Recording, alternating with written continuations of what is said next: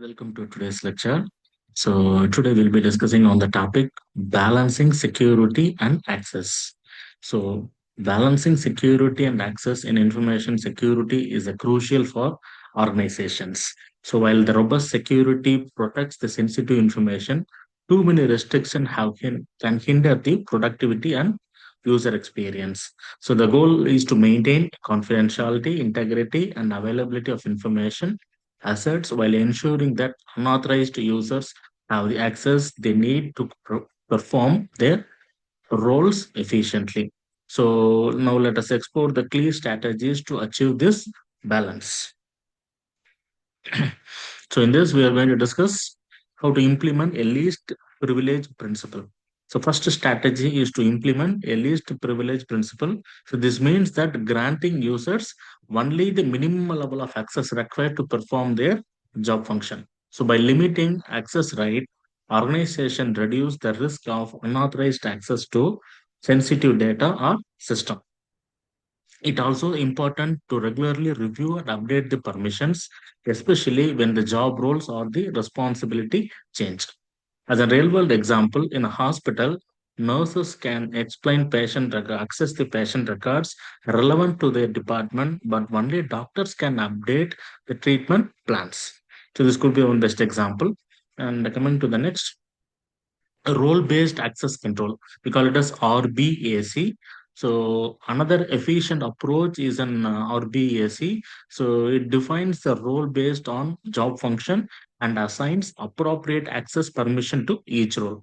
So this ensure user have access to the resources they need while preventing unnecessary access to sensitive information. So an example for this RBAC is in university, students can view their own grade, but only faculty member can enter or modify grades. So this is one example. And the next one is multi-factor authentication. So we simply call it as MFA. Okay, is another critical layer of security. So this requires a user to authenticate using a multi-factor such as password, a biometric scan, or a one-time password sent to their phone. So this extra layer makes it much harder to the attackers to gain the unauthorized access, even if a password is compromised. So an example for this is in online banking often required both a password and an OTP sent to a mobile device. So the next one is encryption and data masking. So encryption and data masking are essential for protecting sensitive data. So encrypt sensitive data both at rest and in transit to prevent the unauthorized access or interception. So the data masking conceals the sensitive information in a non-protective environment such as during software testing or the development, reducing the risk of exposure.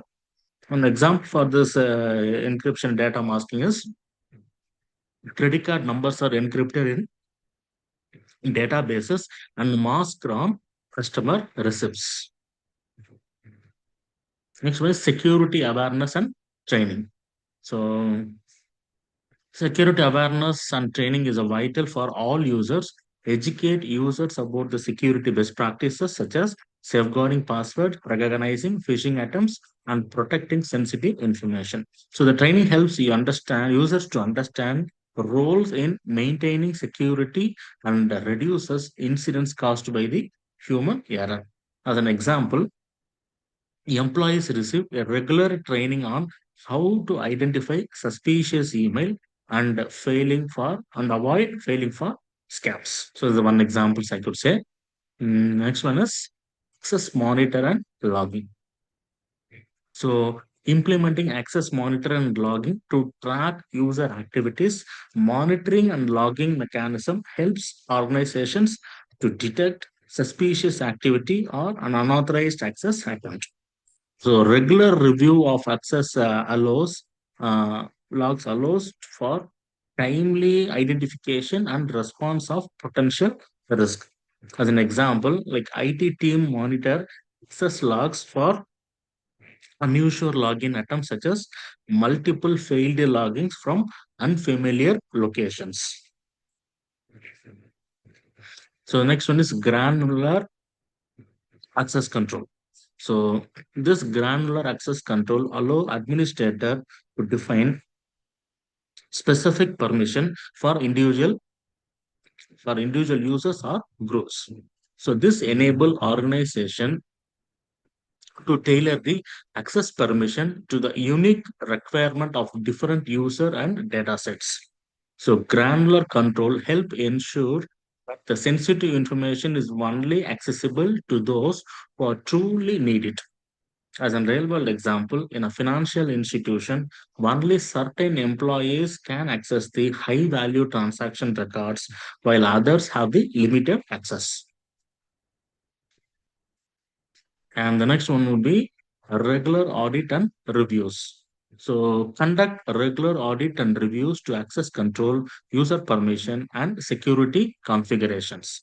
Audit helps identify gaps or weakness in the current setup, promptly addresses any issues found during the audit to maintain the security of information assets. As an example, a company performs quarterly audit of user accounts to ensure that only the current employee have access to it. So there's one example that you could see here.